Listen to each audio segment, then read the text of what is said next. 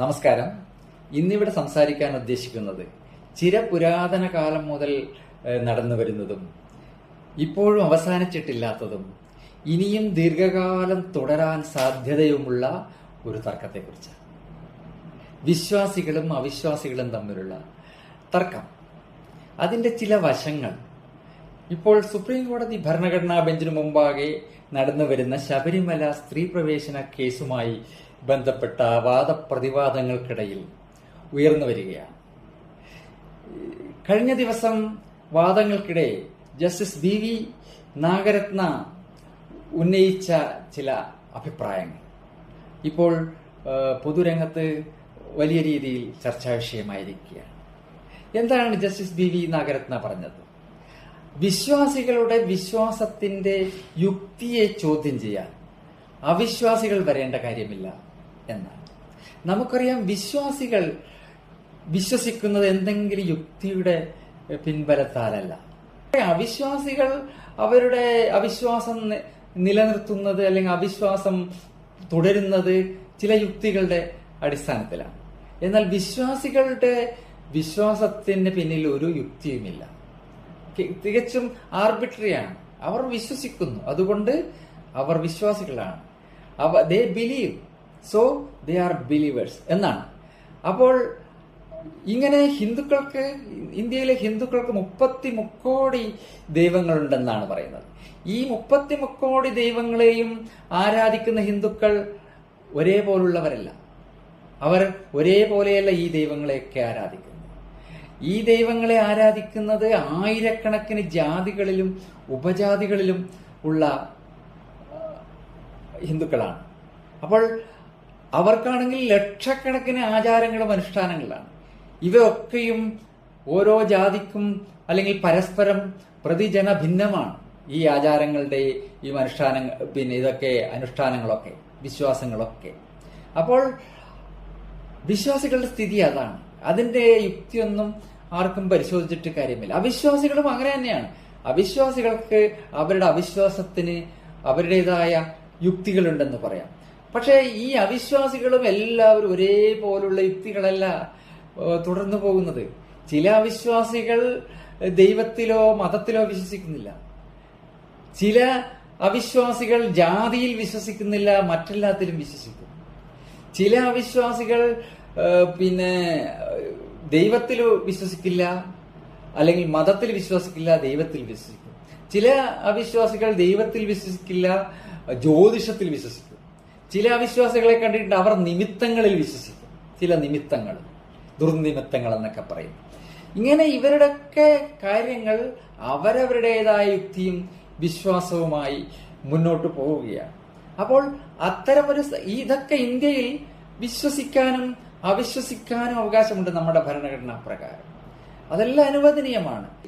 അവിശ്വാസികളെയും മതവിശ്വാസികളെയും ഒരുപോലെ പരിഗണിക്കുന്ന രാജ്യമാണ് നമ്മുടെ ഭരണഘടനാ പ്രകാരം.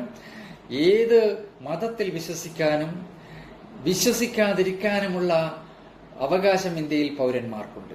എല്ലാ രാജ്യങ്ങളിലും അങ്ങനെയില്ല. ചില രാജ്യങ്ങളിൽ അവിശ്വാസിയായി ജീവിക്കാൻ പറ്റില്ല, നിരീശ്വരവാദിയാകാൻ പറ്റില്ല.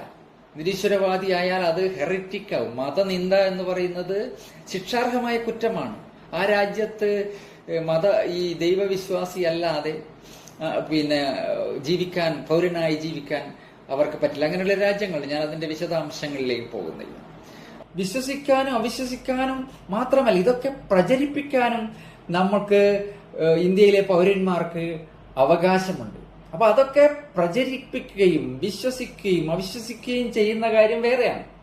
പക്ഷെ ഒരു നിയമക്കോടതിയിൽ വന്ന് വിശ്വാസിയുടെ വിശ്വാസത്തിന്റെ യുക്തിയെ ചോദ്യം ചെയ്യാൻ അവിശ്വാസി തയ്യാറാവേണ്ട കാര്യമില്ല, അതിനനുവദിക്കുകയില്ല എന്ന നിലയിലാണ് ജസ്റ്റിസ് ബി വി നാഗരത്ന അഭിപ്രായം പ്രകടിപ്പിച്ചത് എന്നാണ് ഞാൻ മനസ്സിലാക്കുന്നത്.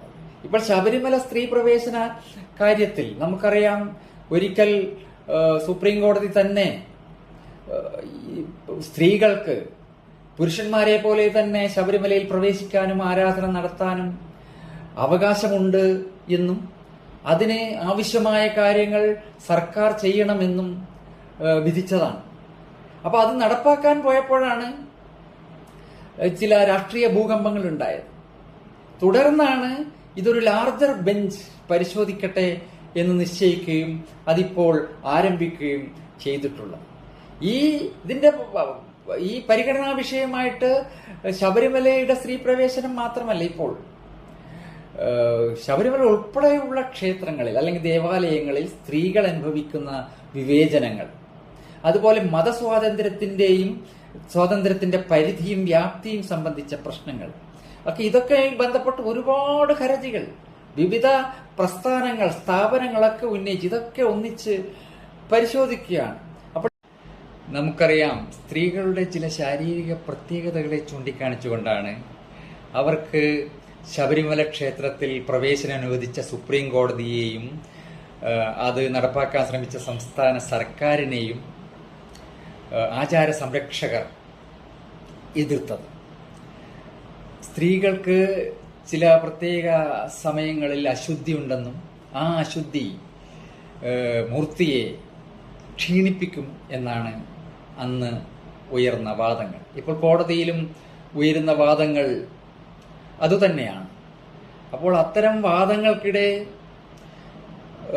സുപ്രീം കോടതിയുടെ ഭാഗത്ത് നിന്നും എന്തൊക്കെ പാസിംഗ് കമന്റുകൾ ഉണ്ടായി വന്നാലും ഒരു ഭരണഘടനാ കോടതി എന്ന നിലയിൽ പുരുഷന്മാരായ വിശ്വാസികളുടെ മൗലികാവകാശങ്ങൾ തള്ളിക്കളഞ്ഞുകൊണ്ട് ഒരു വിധി പുറപ്പെടുവിക്കാൻ സുപ്രീം കോടതി തയ്യാറാകുമോ എന്നാണ് നിയമവൃത്തങ്ങൾ അല്ലെങ്കിൽ ലോകം തന്നെ ഉറ്റുനോക്കിക്കൊണ്ടിരിക്കുന്നത്. നന്ദി, നമസ്കാരം.